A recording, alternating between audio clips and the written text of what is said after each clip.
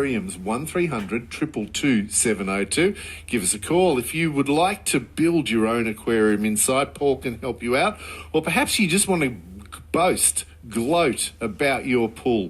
1300 222 702. Perhaps you've got an aquarium in your home that when the guests come round, they just look at that rather than talk to you. And I know our son's aquarium is just a remarkable work of engineering. Maybe you've done this. Share your story. 1300 222 702. Or perhaps you've just thought you'd love to have an aquarium and don't know where to start. Well, Paul's made it his life and joins us in the studio. In fact, you've just got rid of your small aquarium. How big was it? Yeah, the tank we're referring to at the moment was my shark tank. Yep. And that was 7.5 metres long. What? Yep, it was 2.2 metres high and 2.2 metres wide, and it held about 20,000 litres of water. Whoa, that is a huge aquarium. How did you fit that into well, obviously wasn't in your house. No, it was in my business. Right. Yeah, so I've kept sharks for all of my professional career, which would be sort of 25 years. And then towards the end of COVID, I got rid of the tank, sort of towards when there was just more and more strains and it felt like it was never going to end. And the tank did need a fair bit of money poured into it to jazz it up again. And then I had a guy interested in buying it. So he took the side off his house, and then we actually moved the aquarium into his house. So it's just literally a domestic decoration in his house. Yeah, literally. That's a lot of work, though, a 20,000 litre tank, isn't it? No. No. It's actually not. I mean, aquarium keeping is surprisingly easy, providing that you get the right information and you've got the right equipment. But he wouldn't spend a lot of time on it, no. It's amazing. I would think a 20,000 litre tank with sharks in it would be more found in an underground lair, and you'd be putting evil spies into it as a James Bond film. Yeah, I think it's a must for that sort of situation. Yeah, it's good. Maybe with frickin' laser beams. Yeah, I think that's a great idea. We'll be doing that. 1300 222 702. I wasn't sure whether I dropped you in it because I know that your business is aquariums, but also people nowadays even more fascinated about turning backyard ponds into aquariums as well, and that can be a great pastime too. Oh, 100%. And how easy it is when you get the right advice. Yeah. Like there's just nothing more relaxing than just sitting back in your backyard and just watching your fish, just part of the natural ecosystem. And once again, with the right inspiration, the right advice, it's a super easy thing to do. Bob, where are you? Are you near Albury? No, I'm in our town, Simon, and Paul. It's Bob of our town, Cabby Emeritus calling in. Oh, yeah. But it is about a cement pond in Albury town. Ah. Albury is where Nana Albury had her house in East Albury. Now, a few years ago, we did the research because the pond was where the kids swam at Christmas time. But over the years, and now they've grown and gone, it's a very dark shade of green. So are you talking a swimming pool rather than a pond? That's right. And you know what? The hillbillies. Granny said it was a cement pond. Well, this is what it. Sorry, it's quite popular now to do that, convert your pool into an actual pond. Yeah, Costa Georgiatis has one of the most healthiest backyard ponds. And your Nana's pond is good, Bob? Oh, yeah, the structure's fine. The water's very green.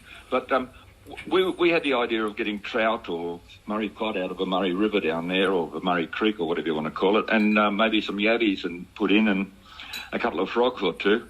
I looked at the research on it and worked out bricks and rocks and dirt and all the rest of it. But the question was on aerating it, so the fishing things didn't turn upside down.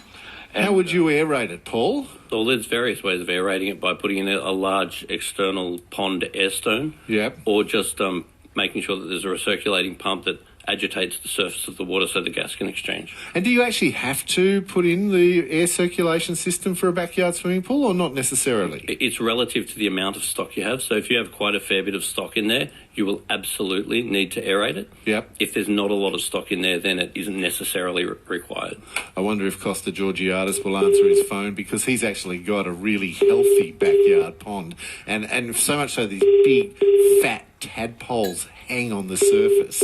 And he's got reeds and frogs and everything. Answer the phone, Costa, you slacko. I bet you we get the voicemail. I've met Costa before at a freehand Christmas party.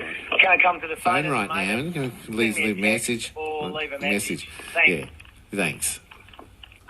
Costa, we were ringing to talk about your backyard pond and you put me on voicemail. No Christmas gift this year.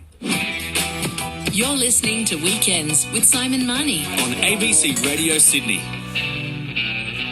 I know that our son engineered this most amazing, because you were saying an aquarium is not hard to maintain, and his almost self-cleans because you've got a growing area where he's got aquaculture and then another part of the aquarium that has fish that just clean it, and then the decorative one. So you can actually get into systems for aquariums, can't you? Yeah, 100%. You can make the system work with each other, sort of for each other, interact with each other, just even with a basic bit of understanding.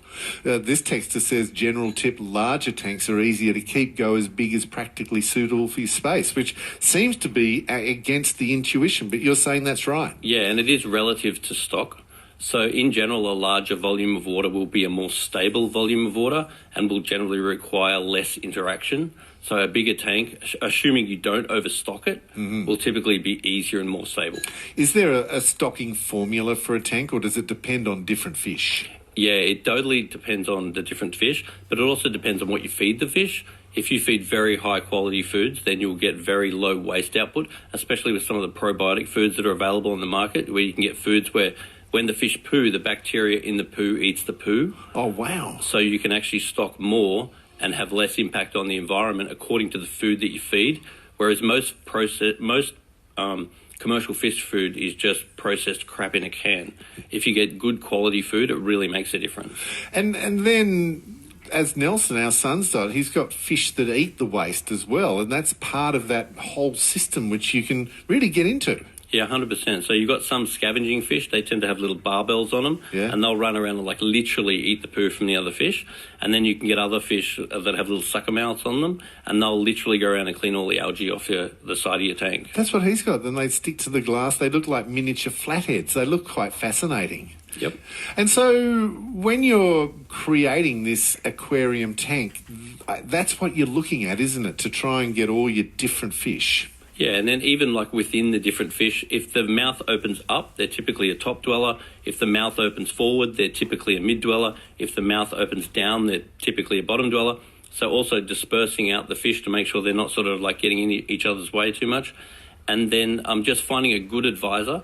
If you find a local aquarium store that you can tell is passionate and you can tell cares, and then the best advice I can give you is create that relationship, nurture that relationship, and then on a regular basis, bring them down a little video of your situation, let them look at it and bring them a sample of water, because they can check on your water for you. And now we've got, for example, spin test machines that we just put it in. It gives us a digital readout it takes 2 minutes, tells you all about your water. We can look at the video and we can not only tell you what's happened to your tank if you have a problem, but we can also tell you what's likely to happen. So a good relationship with an aquarist is really important. And then that informs how you clean, because for me that's one of the most perplexing things is cleaning a tank. But I guess if you've got a good system, you're not cleaning as often, are you? Yeah, that's very much the key. But we also need to distinguish that let's say a basic tropical fish tank can be very, very easy to look after. I mean, not even requiring maintenance on a weekly basis. Wow. On the other hand, if we're talking about, let's say, a large-scale reef aquarium, this is a hobby. Okay. So if we distinguish the freshwater as a piece of furniture, and as you were saying earlier in your introduction, I've got customers that have got millions of dollars of water views, and then I'll install an aquarium for them for several $1,000s, and they're like, everyone's looking in my water, not at my water. Do you know what I mean? And an aquarium can be a beautiful piece of furniture, a great pet, and a wonderful hobby all in one. But we do need to distinguish that a reef aquarium is a hobby. It is something you're going to need to spend time on, at least weekly. Right. Whereas on the other end of the scale, a basic tropical fish tank, they're the sort of things that we put in gyms and doctors' surgeries and stuff. We might go there every 4 to 6 weeks and no one's touching it in the meantime, and it looks fabulous because you've got your cleaning catfish, you've got and you've got it to the point where literally nobody is touching it in 4 to 6 weeks. as opposed to a reef aquarium, which is not going to tolerate that. But that then can turn itself on its head, because we were talking during the news about the jellyfish, which have become a bit of a fad and usually lit with a glowing purple or pink light, and they just hover there. Like a lava lamp. And you were saying people just get bored. Yeah, well, we went through a jellyfish phase as well, and where it was sort of new and exciting. But ultimately, animal welfare is my main interest.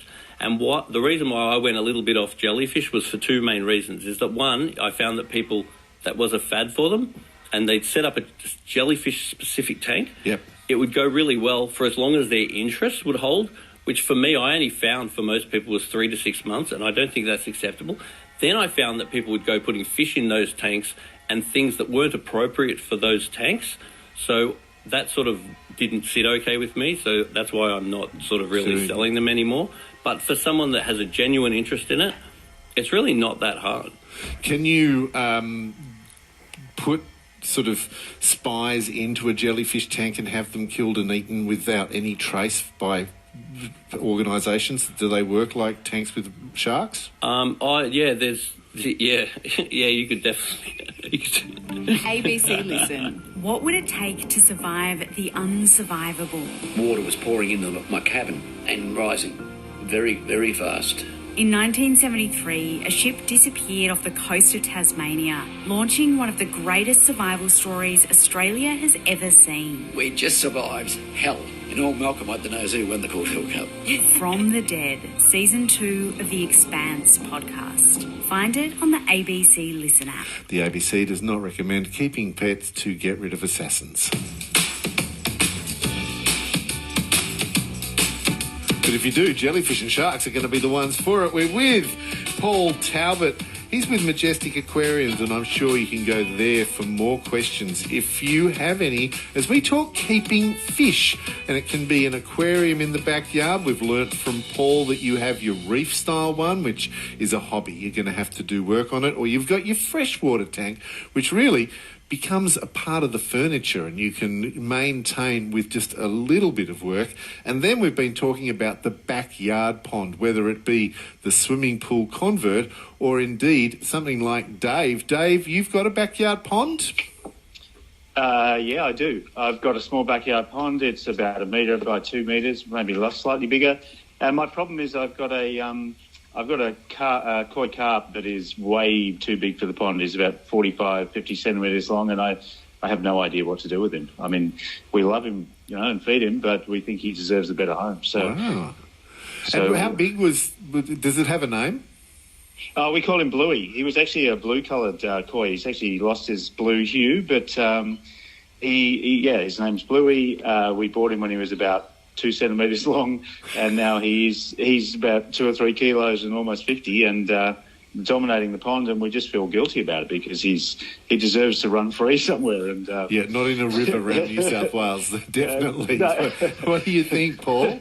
So there's many rehoming programs for your fish, particularly through the PIAA, the Pet Industry Association of Australia.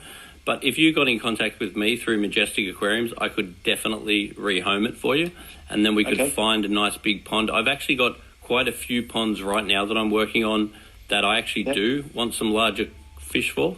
So getting it rehomed through a local aquarium shop or contacting the Pet Industry Association of Australia, or if you are in Sydney, obviously you can just contact me. Yeah. Yeah, no, I'll definitely do that. And we care more about him and him having a nice life rather than getting any money for him or anything. So I'll definitely give you a call. Hold the line, Dave. We'll give you the number and you can get in contact, and Bluey might find a much nicer palatial home. Because people probably don't realise, I know that when we put a yabby in for our son, we didn't realise the yabby was going to live for 16 years. And you've got to take that into account as well, don't you? You do. And having a realistic lifespan for your fish is important, because while you do hear stories of a 16-year yabby, a lot of the time people buy fish that maybe don't naturally last as long as they think. So they'll buy something like a neon tetra, which in the wild might only last a year or two. And then after several years, the fish might die and they might be disappointed. But the reality is having an understanding of how big the animal grows and how long the animal grows can really help to manage your expectation. And if you buy a tortoise, be prepared for it to outlive you, basically. Absolutely. It's been fascinating to catch up. As I said, people can find out more at your Majestic Aquarium website. And YouTube. And YouTube as well. And what's your holy grail? If sharks you've let go of now because of the tank, what's the one you'd love to have? The one that I don't have that I would love to have? Yeah. Well, I'm getting a red-tailed catfish soon. Oh, really? Yeah. What do they look like? You've got to Google it. Is it like the Siamese fighting fish but on steroids? Yeah, I've set up this huge tank for it. Yeah. And I'll get it soon. And it's just looks like a big muppet. Oh, really? Yeah. Oh, mana. I want to see that one. For joining us on the weekend show, Paul Talbot, thanks so much. Have a great weekend. Thank you. Making our way through to the latest news at 10 o'clock. Saturday Talk About, of course, at 2 minutes to 11 on ABC Radio Sydney. This being the 11th day of the 11th month. We'll pause for 2 minutes and a minute of silence to reflect and remember those who have served Australia. But also coming up at 11 o'clock this morning, a sonic journey from the musical director of Wicked. He's going to take us through the compositions of composer Stephen Schwartz. Godspell, Pippin, he wrote while he was in university. Wicked, he wrote just recently. So it's going to be a sonic journey of show tunes from 11 o'clock on ABC Radio Sydney. It's going to be a hot day today. Tops of 36 degrees in Penrith, 32 in Parramatta, and even 30 degrees in Robertson. So look after yourself. Stay in air conditioning if you can. Robbo right now 23 degrees, Engadine 19, and Penrith 21 degrees. News time 10 o'clock.